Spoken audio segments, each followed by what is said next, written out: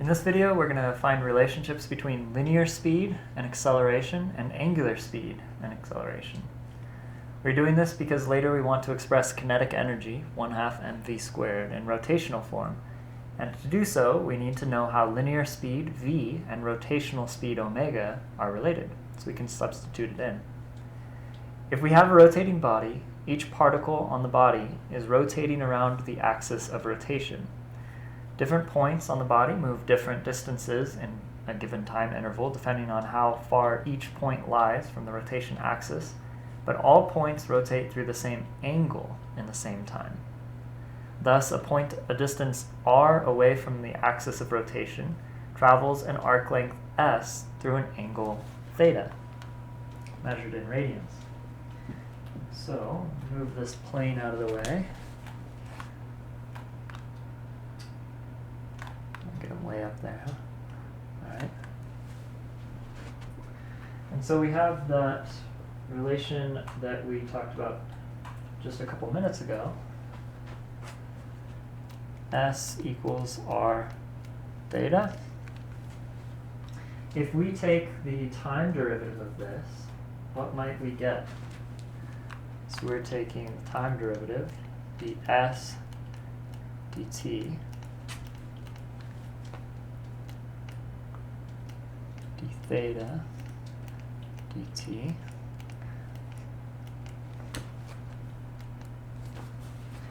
ds dt is the rate of change in arc length of a particle. Arc length being the displacement measured in the linear way. It's a curved path, but it's actual length instead of angles, so it's in the linear realm. That's how we're describing it. Therefore, we have linear velocity on the left side proportional to angular velocity on the right. So we have v, linear velocity, set equal to r omega. And there's our first relation. We have linear on the left and angular on the right, so you can relate the two. And if we take another time derivative on both sides, we get the equation for acceleration. And specifically, this is going to be tangential acceleration. So A tangential is equal to r d omega dt, which is r alpha.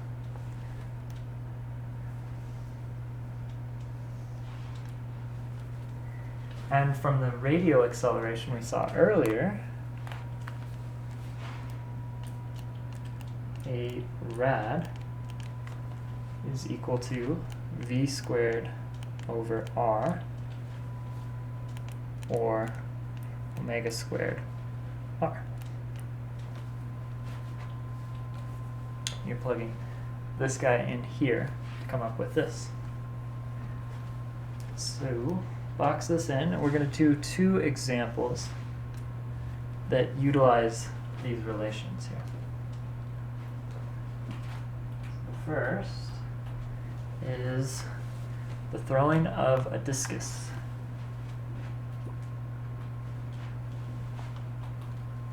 Let me pull that one up here. Here we go. So an athlete whirls a discus in a circle of radius 80 centimeters.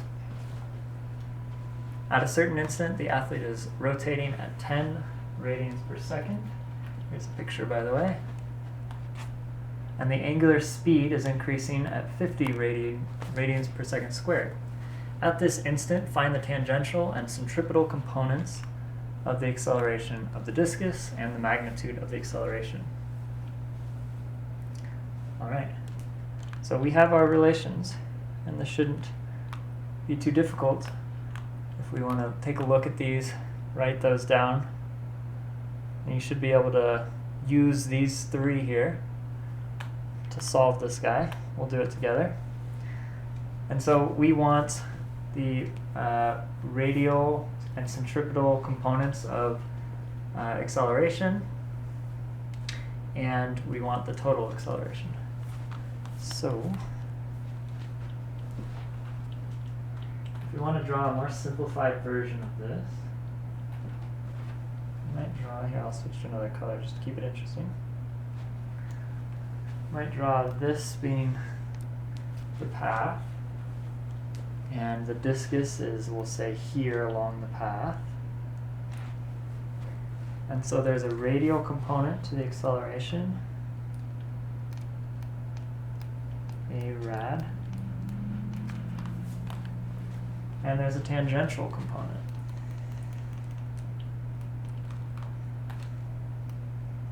A tan. Right? So this is in the linear realm. We would talk about radial acceleration inwards. That's the reason that it's curving. And there's a tangential acceleration because as he's moving it around with his arm, he's accelerating it, getting ready to let it go.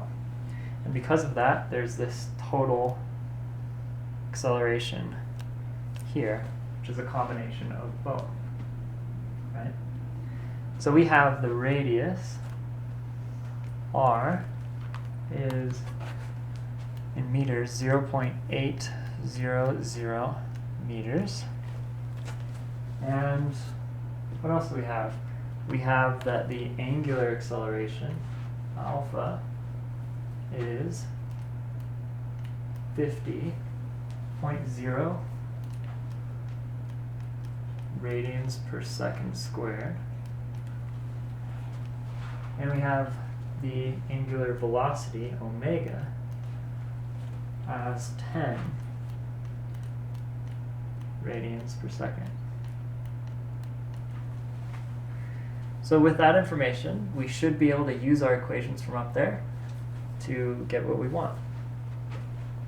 So A tan, as per our equations,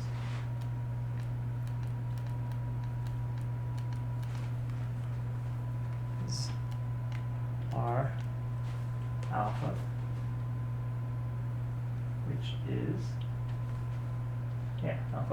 which is 40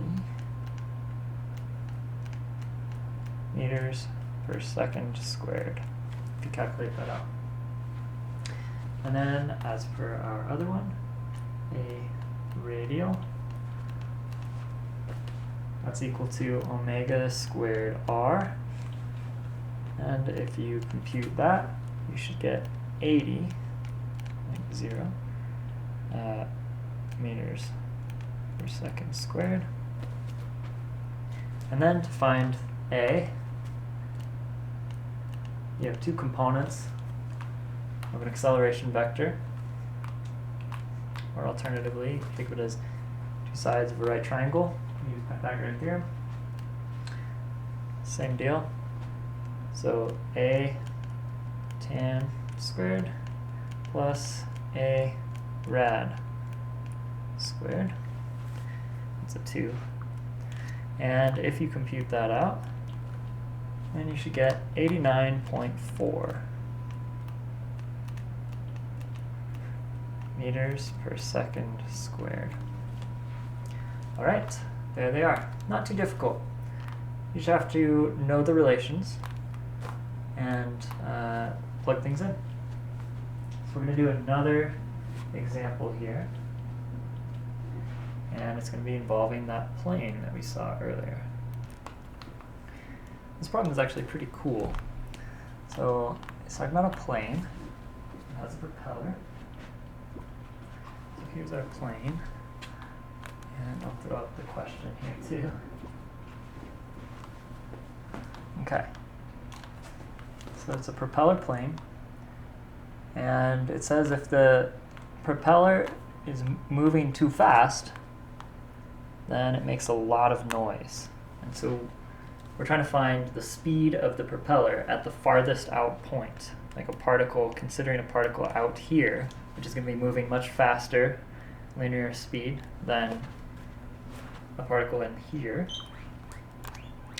And so we're trying to find the maximum possible propeller radius such that a particle at the very tip doesn't go faster than a certain speed. So you're designing an airplane propeller that is to turn at 2,400 RPM. The forward airspeed of the plane is to be 75 meters per second, and the speed of the tips of the propeller blades through the air must not exceed 270 meters per second. which is about 80% of the speed of sound in air. If the speed of the propeller tips were greater than that, they would produce a lot of noise. So A, what is the maximum possible propeller radius? So there's two things that we have to consider, because the speed of a particle on the tip of the propeller is due to two things. One, it going around, but also it moving forward in space due to the speed of the plane, right? So there's two things going on. So if I were to draw a picture, I'll make that a little smaller, move it up. So let's say what we have first. How about that? So we have that omega is 2400 RPM. RPM is revolutions per minute. We have that the velocity of the plane, v plane, is equal to 75.0 meters per second. And we have v tip must not exceed 270 meters per second. And so the longer the propeller, the faster the tip. And so if we're trying to maximize the propeller radius, then we would take the maximum speed that we want the tip to travel at. So we can say that we are trying to get it so that the v-tip is equal to that. Okay, so now let's draw a more simplified drawing. So consider a particle at the tip of the propeller blade. And it's due to, like I said, both the rotation of the propeller and also the forward speed of the plane through the air. So if the propeller is like this would be the radius, r, v tan, so it's going around in a circle. It's not going to be a very well drawn circle, but there it is. It's going around in a circle. And so this is v tan, the tangential velocity. Omega, the angular velocity, we have as 2400 revolutions per minute, RPM. But that's the front view, right? There's another view we can look at. So I'll do that and then next here. So this is the plane, and this is the tip here, where the propellers, right, are coming off like that. And so there's the velocity of the plane here, v plane, and velocity tangential, v tan here. And so really, the velocity of the tip is the total velocity here, made up of these two components. Can you picture what's kind of going on here? So it's spinning as it's moving forward. So it's kind of like making a spiral through the air, right? And there's some speed here, and there's some speed there. And so the total is some speed like this, right? Maybe that makes it make more sense. So how do we find these things? Well, if you're not sure where to start and you have some awkward units involved in one quantity, a nice comfortable place to start, get your brain warmed up, is just to convert to more normal units. Let's say side. And so RPM, we want to convert that to radians per second. So we have 2400 revolutions per minute. And there's 2 pi for 1 full revolution. It's 1 time around a circle. And there's 60 seconds in every minute. And if you compute that out, and we're working with 251 radians per second. All right, so we got that down. So for A, we need to find a relation involving the radius r and v tip, because the question is asking what is the maximum propeller radius. So we need r involved, and we need the velocity of the tip because we need r and we need the maximum r for a certain given maximum v tip that we were given as 270 meters per second. So how do we get this relation? Well, the velocity of a rotating body can be expressed in terms of the angular velocity and the radius. This is the velocity expression we just covered, and specifically this is the tangential velocity of the particle on the tip of the propeller. So v tangential is equal to r omega. This is the same equation that we said before. We're just assigning it v tangential right now because that's what makes sense for this problem. Okay, so that did it. But now we have v tangential, but we need v tip, right? So we are given v plane. So we have v tan being related to r with another quantity that we're given, and we need we need just the full velocity vector here. Where is it? So this would be v tip. There. So we need v tip here. So if we have v tan and we have v plane, then we just find this one by finding the magnitude, treating them each as components, or you can think of it as using the Pythagorean theorem. So v tip is equal to v tan squared plus v plane squared. Squared. Okay, and so then v tip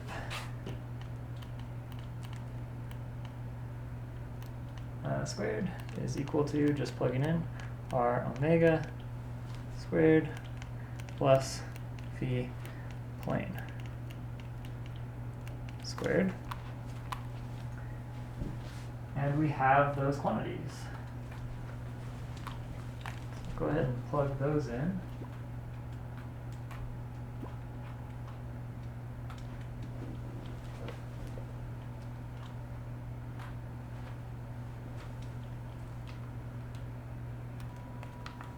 And so now all we have to do is solve for r. So we have r squared omega squared equal to v tip squared minus v plane squared. If this is large enough for you to be able to see. And then we solve for r. R is equal to square root. We can bring the omega over as well, but it is square rooted, so the square is taken away. V tip squared minus v plane squared. So we solved symbolically, and we plug it all in, and you should get that r is equal to 1.03 meters. All right. So that was A. What did B want? So B says, with this radius, what is the acceleration of the propeller tip? Okay. Acceleration of the propeller tip. Radial acceleration. So the acceleration of the propeller tip is only radially inward because the plane is maintaining constant velocity, and the propeller's radial velocity is also constant. So we need to find a rad using our equation for it from earlier. And that equation was, this is now B. Does it make sense why the other accelerations are constant? Right? The plane is going forward at a constant speed, so there's no acceleration component in the forward direction where the plane is traveling. And also the propellers are going around at a constant angular velocity, and so the angular acceleration is 0. The only one is this inner velocity here that's making the particle move inwards, that's making the particle curve, right? Because Newton's first law, if it weren't connected by all the other particles in the propeller blade, and this particle were just free to go, and you had no forces acting on it, no acceleration, it would just keep going tangentially out, right? But it's connected by the solid mass of the propeller blade here, and so it has this acceleration this way, causing it to continue on this circle. And so that is the acceleration that's present. Hopefully that makes some sense. And so our equation from earlier, A rad is equal to omega squared r. And that is, in scientific notation, 6.5 times 10 to the 4th meters per second. It's in scientific notation because it's a larger number, but we only have so many sig figs that we should represent it in. So that's how we do it. I think that's a pretty cool problem. Hopefully you followed what was going on there and how we did all that.